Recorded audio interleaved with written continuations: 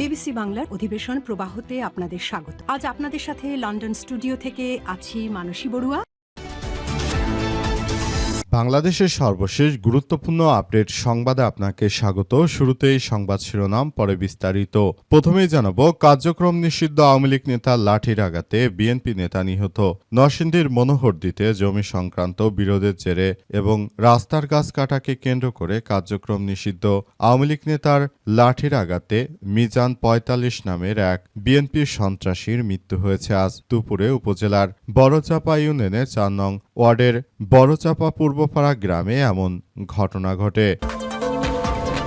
এদিকে আদালতে ৪৫ লক্ষ মামলা জট কমাতে মধ্যস্থতার উপর জোর আইনমন্ত্রীর। বর্তমান বাংলাদেশে প্রায় ৪৫ লক্ষ মামলা ঝুলে আছে।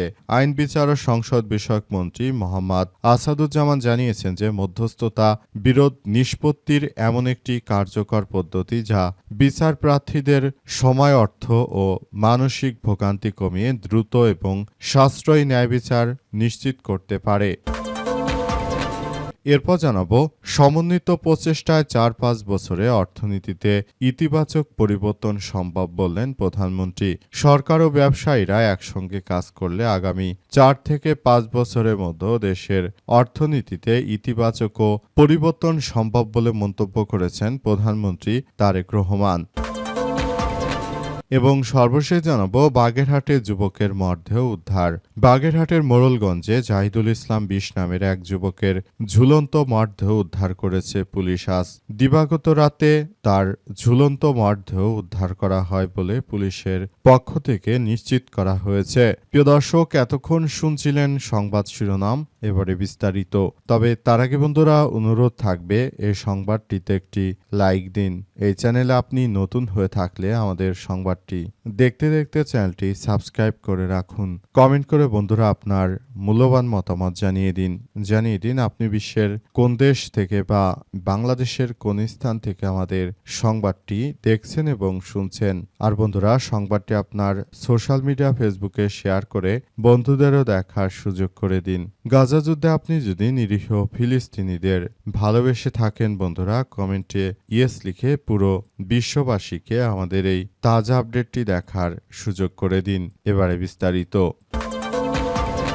এবারে জানাবো, ১৭ বছর মজলুম আজ জালিম হয়ে উঠেছে বললেন ডাক্তার মাহমুদ মিতু। বিগত ১৭ বছর বিএনপি ছিল মজলুম, তাদেরকে সহযোগিতা তারা পাওয়ার জন্য অনেক চেষ্টা করেছে, অথচ এখন তারা এমন কিছু কার্যক্রম চালাতে শুরু করেছে, তাদের এই ধরনের কার্যক্রম দেখে আমরা সবাই অতিষ্ঠ হয়ে পড়েছি। তিনি জানান যে তারা আসলে বাংলাদেশটাকে ধ্বংসের দিকে ঠেলে দিতে চায়। তারা এখন জালিম হয়ে উঠেছে। গণ অভ্যুত্থানের শক্তিকে তারা এখন ভয় পেয়ে তাদের উপরই আক্রমণ চালাতে শুরু করেছে।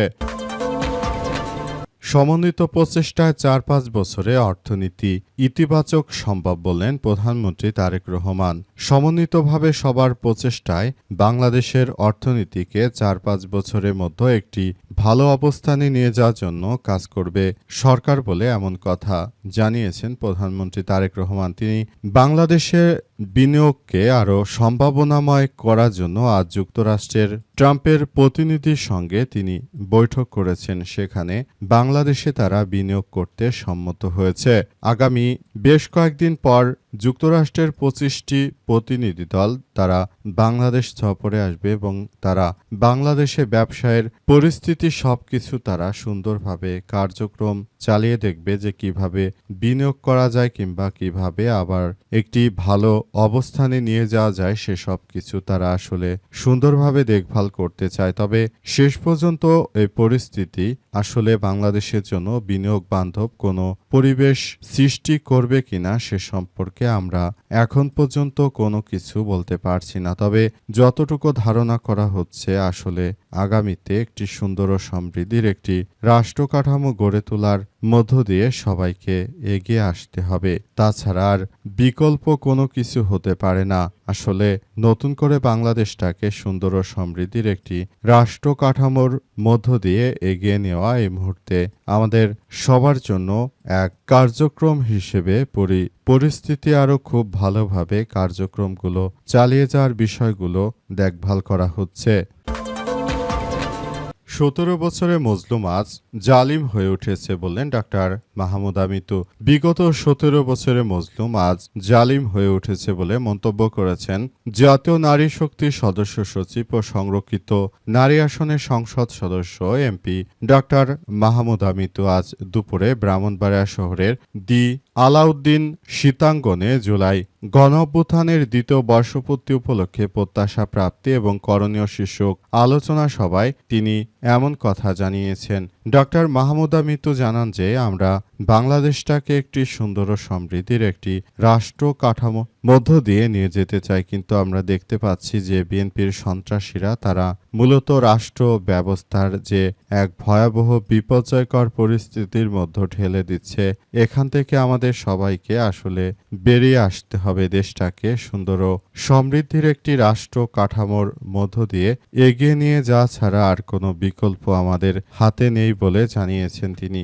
বিএনপি আসলে শুরু থেকে তারা সংস্কার গণ অভ্যুত্থানে সবকিছুর বিরোধিতা করেছিল এবং এই বিপ্লবকে হাইজ্যাক করার জন্য মাস্টার মাইন্ড হচ্ছেন তারেক রহমান। কারণ তিনি লন্ডনে পলাতক থাকা অবস্থায় যখন গণ অভ্যুত্থান সম্পূর্ণ হয়েছে তখন তিনি কিন্তু নাহিদ ইসলাম সহ জাতীয় নাগরিক পার্টি এনসিপির নেতাকর্মীদের সবাইকে তিনি বলেছিলেন যে নাই মুহূর্তে বিপ্লবী সরকার গঠন করার প্রয়োজন নেই, তোমরা সবাই জাতীয় সরকার বিপ্লবী সরকার গঠন করো না, তোমরা অন্তর্বর্তীকালীন সরকার গঠন করো। তখন নাহিদ ইসলামরা তারা কিন্তু তারেক রহমানকে বড় ভাই হিসেবে সবকিছু শুনেছিল আর তারেক রহমানই তাদেরকে মিথ্যা ইনফরমেশন দিয়ে এই অন্তর্বর্তীকালীন সরকার ব্যবস্থার সৃষ্টি করেছিল আর সেটাতেই সবথেকে বড় ভুল হয়েছে এবং বিএনপি হয়েছে সবথেকে লাভবান।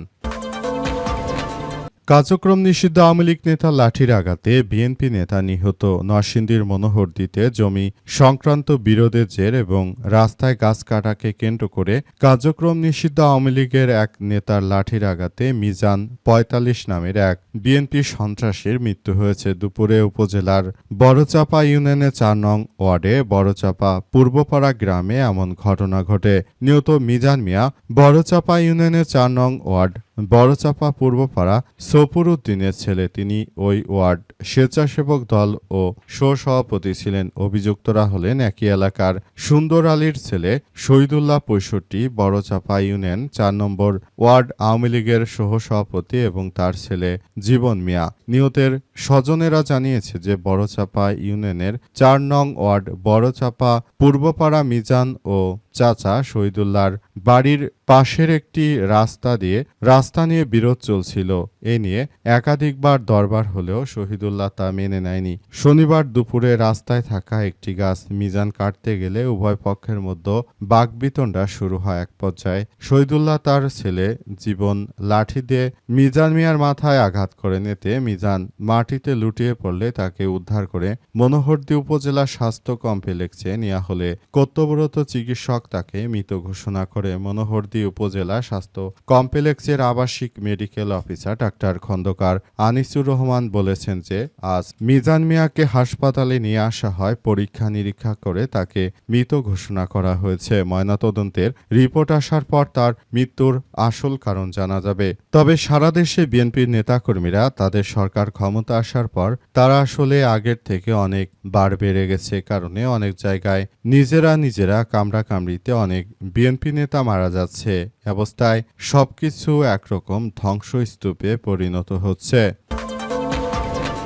আদালতে ৪৫ লক্ষ মামলা জট কমাতে মধ্যস্থতার উপর জোর আইনমন্ত্রীর। আইন বিচার ও সংসদ বিষয়ক মন্ত্রী মোহাম্মদ আসাদুজ্জামান জানিয়েছেন যে মধ্যস্থতা বিরোধ নিষ্পত্তির এমন একটি কার্যকর পদ্ধতি যা বিচার প্রার্থীদের সময়, অর্থ এবং মানসিক ভোগান্তি কমিয়ে দ্রুত ও সাশ্রয়ী ন্যায় বিচার নিশ্চিত করতে পারে। কার্যকর মধ্যস্থতার মাধ্যমে দেশের আদালতে বিচারাধীন প্রায় ৪৫ লক্ষ মামলা জট উল্লেখযোগ্যভাবে হ্রাস করা সম্ভব। মন্ত্রী আজ রাজধানীর একটি হোটেলে ন্যায় বিচার বিচার প্রবেশাধিকার বৃদ্ধির লক্ষ্যে মধ্যস্থতা এবং দেওয়ানি মামলা পরিচালনা পদ্ধতির উন্নয়ন শীর্ষক প্রকল্পের আওতায় আয়োজিত 2 দিনব্যাপী আইন পেশাজীবীদের জন্য মৌলিক মধ্যস্থতা প্রশিক্ষণ কর্মসূচি সমাপনী অনুষ্ঠানে প্রধান অতিথির বক্তব্যে তিনি এসব কথা জানিয়েছেন। আইনমন্ত্রী বলেন, বাংলাদেশ সরকারের অন্যতম অগ্রাধিকার হল দেশের দরিদ্র, প্রান্তিক ও সুবিধাবঞ্চিত এবং মানবাধিকার লঙ্ঘনের শিকার মানুষের জন্য ন্যায় বিচার নিশ্চিত করা। বাংলাদেশে আইনগতভাবে সহায়তা, মানবাধিকার লঙ্ঘনের মাধ্যমে এমন মানুষের দোরগোড়ায় ন্যায় বিচার পৌঁছে দিতে নিরলসভাবে কাজ করে যাচ্ছে বর্তমান সরকার। তারা আসলে এই মামলার জট খুলে দিতে চায় বলে জানিয়েছেন আইনমন্ত্রী আসাদুজ্জামান।